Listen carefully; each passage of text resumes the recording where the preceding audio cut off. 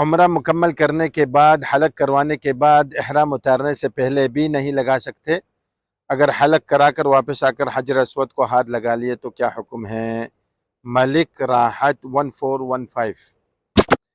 دیکھیں، حلق کروانے کے بعد تو لگا سکتے ہیں۔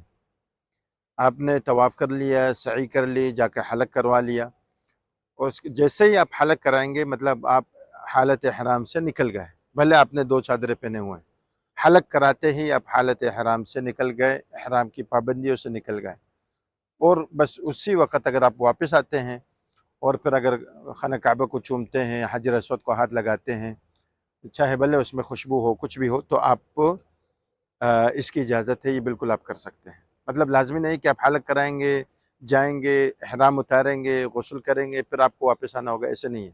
حلق کراتے ہی آپ کا احرام سمجھے مکمل ہو گیا، آپ کا عمرہ مکمل ہو گیا، آپ یہ سارے کام پھر اس کے بعد کر سکتے ہیں۔